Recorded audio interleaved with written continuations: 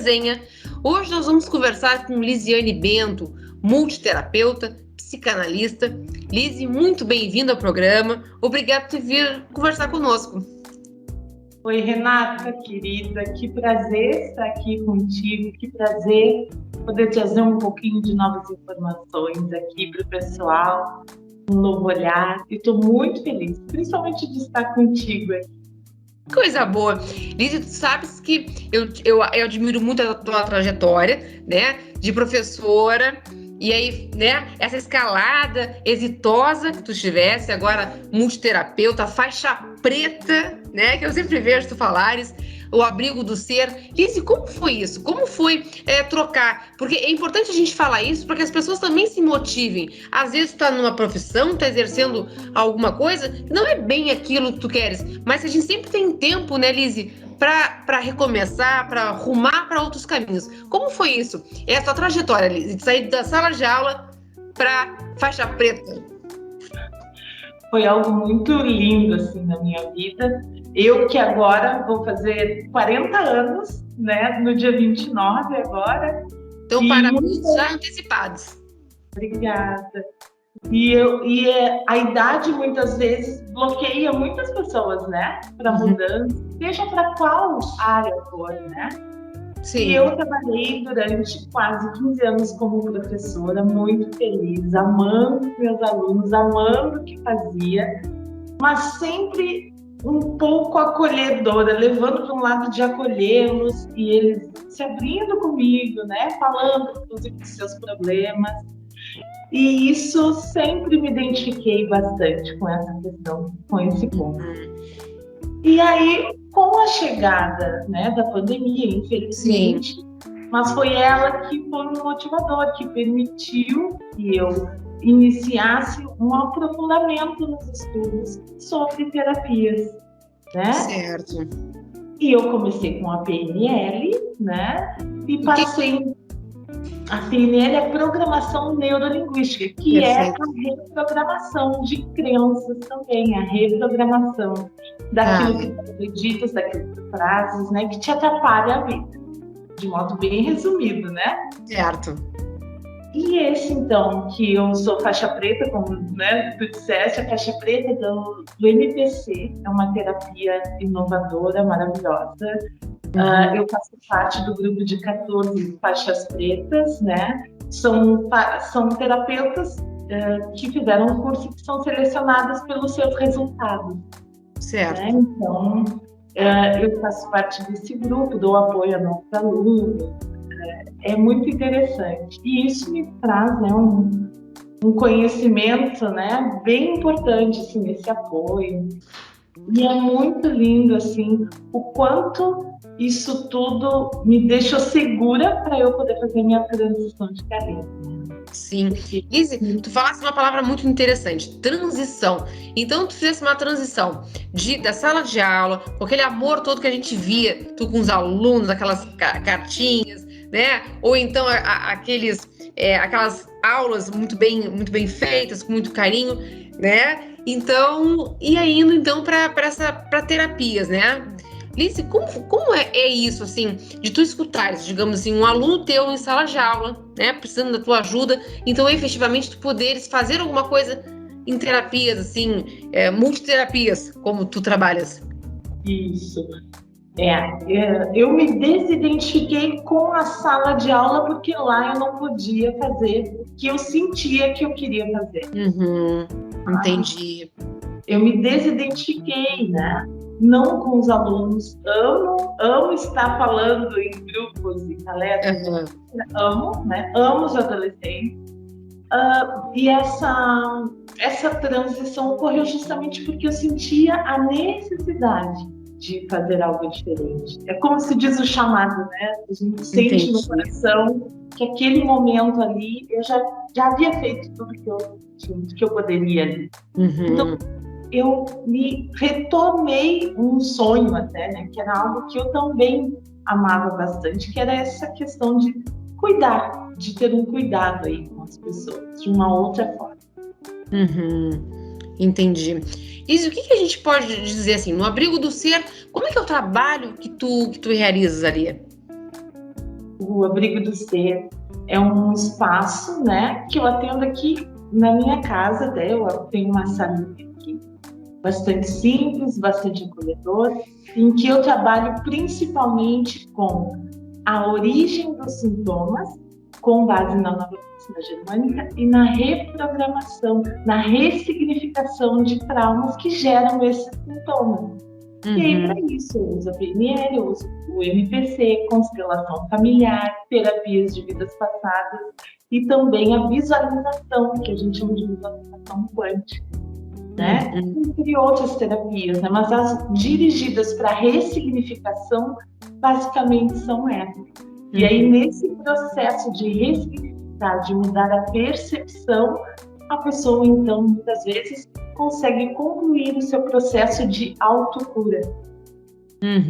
Quando falas em sintomas, Lise, são sintomas físicos, sintomas psicológicos? Como são esses sintomas e como, assim, identificar esses sintomas para conseguir ressignificar?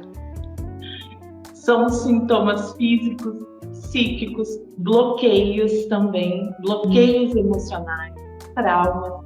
Todos esses são possíveis de identificar na terapia, com o método, né? Com esse método, eu vou buscando a origem do sintoma, principalmente, sintoma, tá? Para a medicina germânica, no caso, é o que popularmente nós chamamos de doenças. Mas a medicina tradicional, né? Os especialistas tratam das doenças. Na terapia, que não exclui a medicina de modo nenhum, é muito importante, isso está bem claro, né? É muito importante, não exclui os especialistas. Eu trabalho com a origem desse sintoma, buscando ali, num diálogo com o meu cliente, pelos sintomas que ele me traz, e considerando, né, todos os estudos do Dr. Hammer, um oncologista, né, que descobriu o funcionamento do nosso corpo, como esses programas biológicos despertam a partir do trauma. Eu vou analisando qual tecido afetado, qual a percepção da pessoa em relação ao trauma que ela viveu. E aí, então, nós chegamos ao ponto, ao evento, que pode ser na vida adulta ou na infância, que tenha desencadeado, seja dores de cabeça, enxaqueca, dores musculares, problemas na coluna, alergias alimentares, inclusive o próprio câncer. Entendi. Lise, e quando falas assim, essas bases, mas como a pessoa vai conseguir identificar o meu problema tá lá? Ou então, como a gente fala agora, tão comum, gatilhos. Eu não sei se seria essa mesma percepção, gatilhos. Os gatilhos. Claro, para a pessoa identificar, ela precisa ter esse conhecimento, né? O autoconhecimento, Lise. Então, tem um autoconhecimento, claro, e o conhecimento dessa teoria, né? No meu Instagram, por exemplo, eu faço lives, eu coloco posts para ajudar as pessoas nesse processo também, né? E esse encontro é perceber o sintoma, né? Por exemplo, uma dor de cabeça frontal, tá? Vou te dar um exemplo. Uma dor de cabeça frontal. Essa pessoa, em alguns minutos antes ou algumas horas antes, ela passou provavelmente por um medo frontal, um susto que ela passou, ou uma desvalorização intelectual. Ela se sentiu incapaz de realizar algum trabalho intelectual, ela se sentiu impotente diante de um trabalho. Isso, por exemplo, a pessoa sabendo, ela já não vai correr, eu digo numa dor de cabeça comum, né? Assim, claro. Que às vezes, infelizmente, muitas pessoas se automedicam, né? Vem uma dorzinha e já tomam seu medicamento. Mas se a pessoa para e pensa, o que aconteceu? E percebe, agora eu sei, eu passei por um medo, um susto na esquina, assisti a um acidente.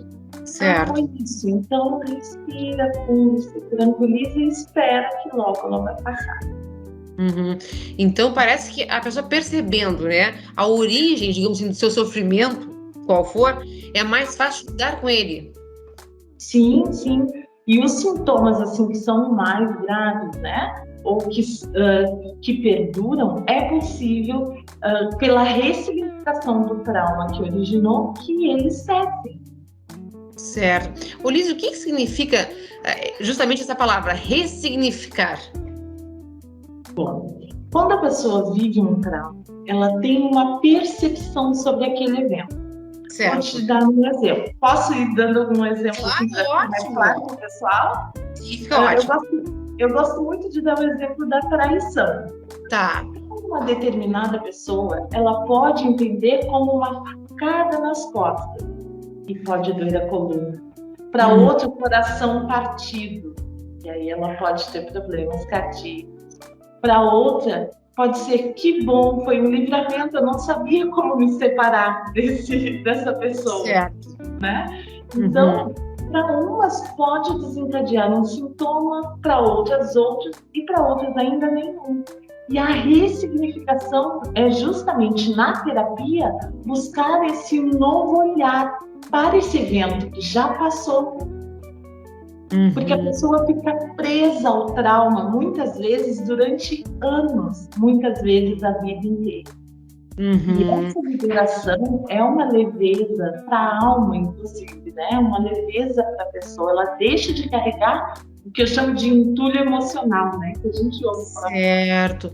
É interessante isso que tu falasse, entulho emocional, porque realmente, às vezes parece que as pessoas, né, vai caminhando, vai vida fora, mas parece que isso aí vai junto com a pessoa e realmente é um entulho emocional, tá ocupando um espaço que poderia estar preenchido com outras coisas, né? Exato. Na própria psicanálise, né? Freud já nos trouxe isso da interferência daquilo que nós vivemos na infância, né? As nossas faltas, aquilo que não nos preencheu, todas as dificuldades da infância que interferem no nosso comportamento, né? Que fazem com que nós criemos, né, uma personalidade, digamos assim, até para autodefesa, os mecanismos de defesa do nosso ego, né? Que levam, então, a atitudes que muitas vezes são exageradas. Isso tem muita relação com o que eu estou te falando, né? Uma pessoa que viveu um trauma, de repente, uma criança que assiste aos pais brigando, talvez se agredindo, né? Ali, ela vai, quando adulta mesmo, se ela não trabalhar isso, né? Se não for bem trabalhado, ela vai, quando adulta, assistir a uma briga, ela não vai ter a mesma percepção de uma criança que viveu num lar tranquilo. Por quê? Aí vem a questão dos gatilhos que tu disseste, né? Certo. Porque a amígdala cerebral, né, o nosso cérebro límbico e emocional, ele aciona. E aí o racional, ele então deixa de atuar, quase deixa de atuar. Por quê? Por uma questão de defesa.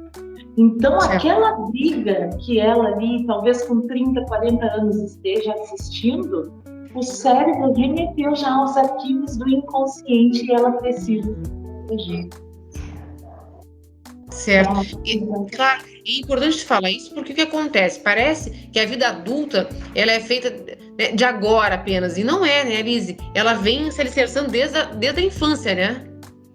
Nós somos uma construção, né? E, na verdade, já a epigenética, né, também nos explica isso. Já nessa terapia mesmo a gente usa esse conceito. Na epigenética, a gente entende que desde o ventre materno nós já adquirimos informações. Então, se a nossa mãe passa por algum conflito, algum evento de choque emocional, isso já fica impresso nas nossas células. Certo, perfeito. E aí nós reagimos. Por isso muitas crianças têm medos que são inexplicáveis. Tá. Ou nascem com alguns sintomas, né? Entendendo sintomas, doenças, manifestam muitas vezes alergias, né? Dermatites, sem que haja um problema alimentar ali envolvido. Tudo em função de algum conflito emocional que muitas vezes até a própria mãe está vivendo, né? Até 1 ano a criança espelha a mãe. Ela sente muito o que a mãe sente também.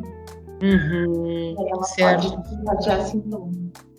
Por isso é tão importante aquela infância que a gente sempre fala, né? Com afeto, uma infância saudável, um lar equilibrado. Claro, né, Liz? A gente sabe que ainda mais nesse momento de pandemia, né, que tá tudo muito, parece que tudo muito forte, porque as pessoas se recolheram muito dentro de casa, as famílias tiveram que, né, se reencontrar também dentro de casa, mas sempre assim, visando que essa criança tem assim um lar saudável, com conversa, não brigas, com afeto, com atenção, né, com esse equilíbrio, porque é esse equilíbrio que a criança recebe que ela vai, então, penso eu, desenvolver na vida adulta, né, nas suas relações também. Isso é muito importante. Mas também é importante ter um olhar para os pais. Os pais que muitas vezes também tiveram problemas na sua infância e não sabem fazer diferente. Isso já é um olhar da constelação familiar, né? Esse olhar para os pais, não de aprovação pelos erros, né, pelos equívocos e escolhas, mas sim aceitá-los com aquilo que eles puderam oferecer, né? E também o pai e a mãe que sente que precisa trabalhar a si mesmo, buscar a terapia para poder ajudar. Lise, a gente pode pensar assim, que a terapia ela é um benefício não só para o indivíduo, mas também para a família? Com certeza, com certeza. E essa terapia, o interessante dela, não a psicanálise, né? Mas essas outras multiterapias que eu trabalho, por exemplo, com a família, inclusive com os pets.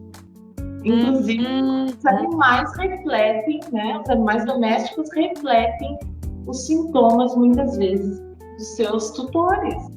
É mesmo? Mas como assim, Lise? Né? Porque quem tem pet em casa, como assim eles refletem? Como é isso?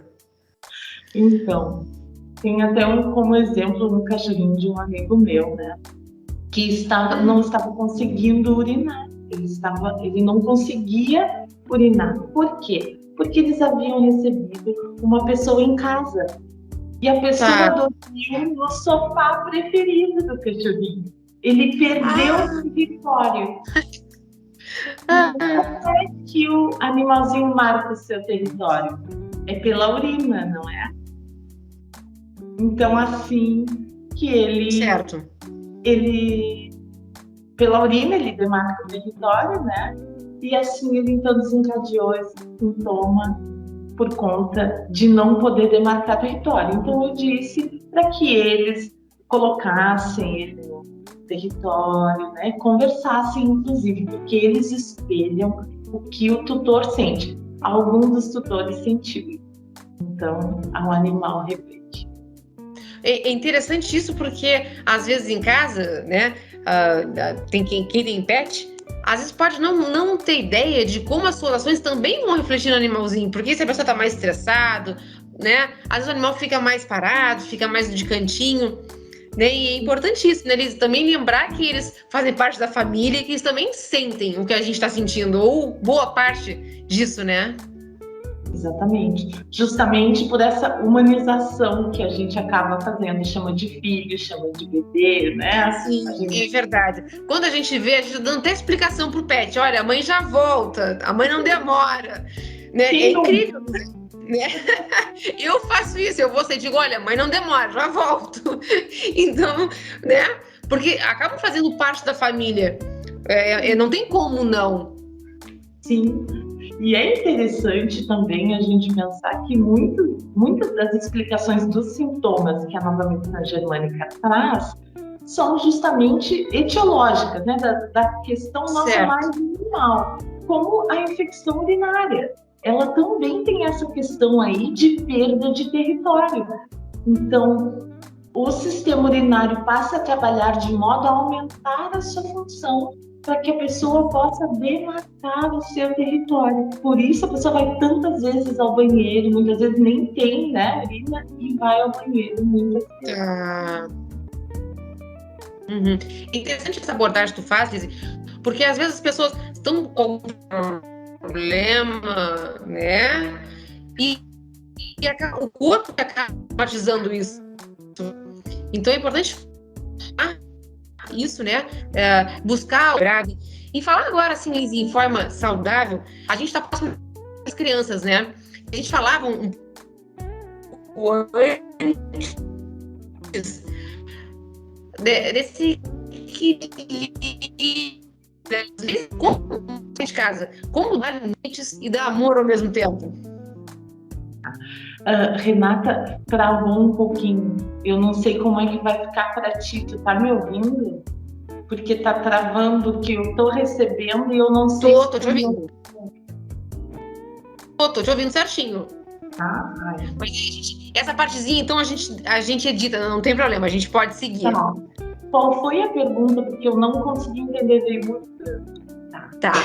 Assim, nessa época que a gente tá na pandemia, que a gente fala tanto assim em alimentação saudável, né, pessoas saudáveis, como lidar com as crianças, né? Já que a gente está perto do Dia das Crianças, vamos falar um pouco delas.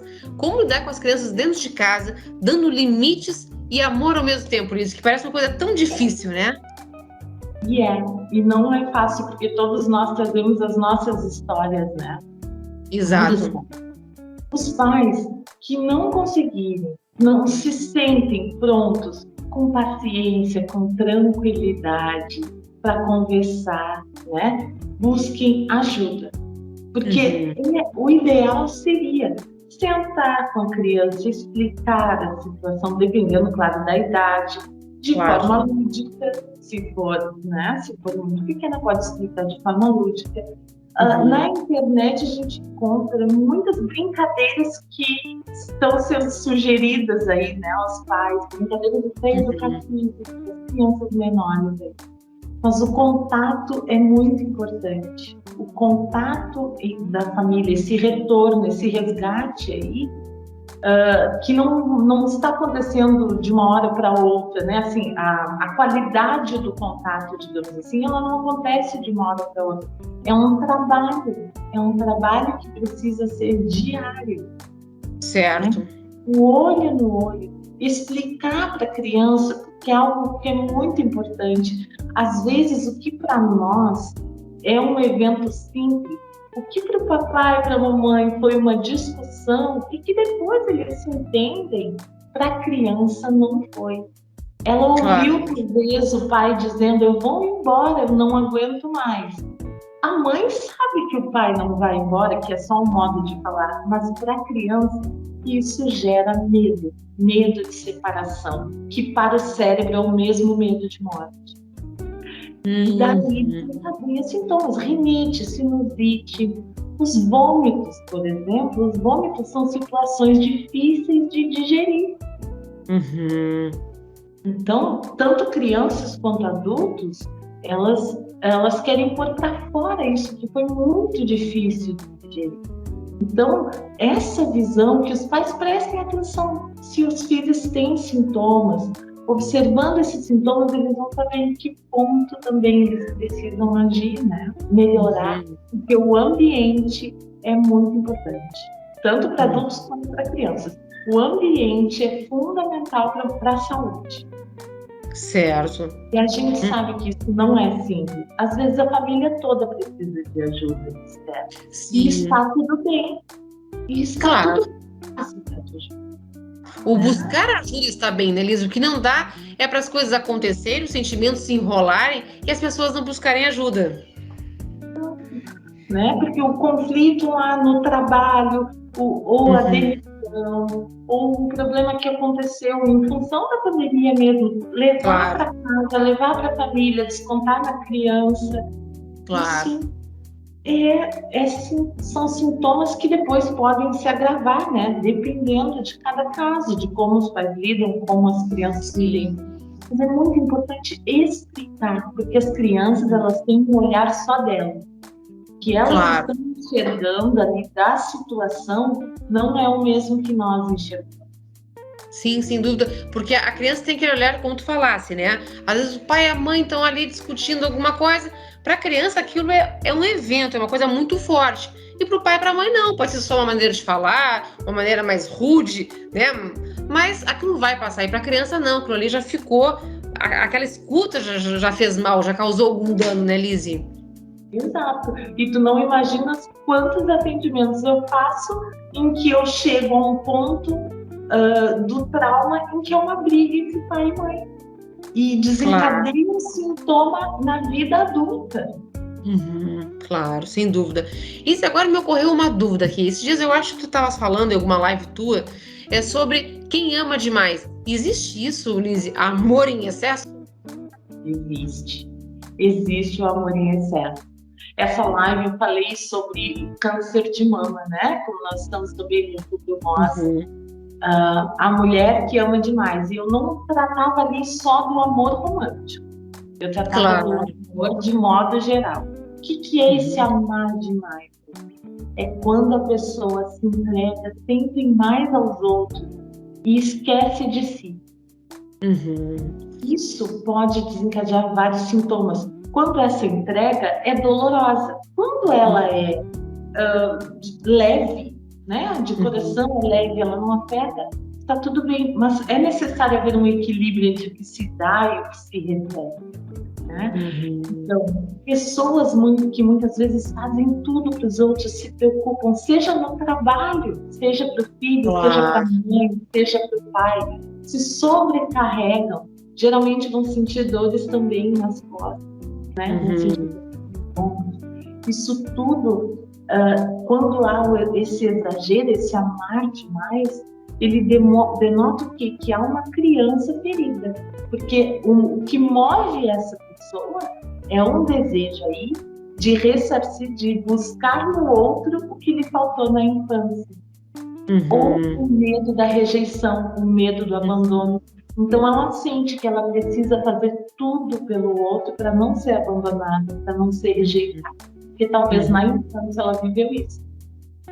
Então a gente pode pensar que algumas, não vamos dizer todas, mas que algumas relações tóxicas que a gente vê, pode ser isso, a pessoa buscando alguma coisa que ela não teve na infância, que faltou, aí ela acaba estabelecendo relações tóxicas na vida adulta, né, que vão gerar, obviamente, problemas, né, Lise? Com certeza, isso com certeza. É muitas vezes até um espelhamento da relação dos pais, seja porque não pode ser mais feliz do que a mãe foi, do que o pai foi, seja porque eu preciso viver o mesmo que eles viveram, ou porque na visão sistêmica da constelação familiar, tudo que eu rejeito, eu atraio para minha vida. Porque eu preciso incluir, principalmente os meus pais. Então, se eu tenho um julgamento em relação ao meu pai, por exemplo, algo nele que eu não aceito, que me revolta, provavelmente eu vou atrair isso ou num relacionamento ou de outra forma na minha vida. E as pessoas, é incrível que mesmo na sessão, às vezes eu preciso externar, assim, falar para elas: percebes o quanto são semelhantes do teu marido e o teu pai? A pessoa usa as mesmas palavras, às vezes, para definir um e outro. Claro, exatamente. Por isso que é tão importante o processo de cura, né, Lise? Exato. Aqui eu falo sempre em autocura, né? Porque é sempre de dentro para fora. É sempre de dentro para fora. Nós temos um repertório de elementos aqui para nossa autocura. O nosso corpo funciona assim. O nosso corpo funciona. Porém, nós temos de estar equilibrados, né? Nós temos de compreender os eventos que vivemos. E como nós somos seres humanos, nós nem sempre conseguimos. Os animais silvestres, por exemplo, eles não adoecem. Por quê? Porque eles não guardam ressentimento. Importantíssimo, Lise. É verdade. Se livrar dessas cargas, né, Lise? Que as pessoas carregam para nada. E por nada, né? Só faz mal a si. Exato. Exatamente. Liberar, soltar, deixar ir e dizer sim para a vida. Como ela se apresenta. Dizer sim para esses eventos que ocorreram por algum motivo, que um dia a gente vai entender, né? Ou numa autoanálise a gente mesmo já consegue compreender, né? Lise, agora sim, chegando no finalzinho da nossa entrevista, como é que as pessoas podem te encontrar no Instagram, nas redes sociais, algum telefone de contato? Nos diz aí. Obrigada, meu querido. Então, no Instagram, que eu estou fazendo lives todo domingo, inclusive convido a todos a participarem, é @lisemmtc.abrigodoser. Tá? Certo. O meu telefone de contato é 981 37 66 45. Eu atendo todo o Brasil, atendo online, né? também, muito mais até, né, online. Então, quem quiser a opção de atendimento online, não precisa vir até aqui. E eu fico disponível, tiro dúvidas também, né? Porque é uma novidade, né? É uma ideia nova e é natural que as pessoas tenham dúvida, mas aí eu fico à disposição para dúvidas também. Ah, que legal.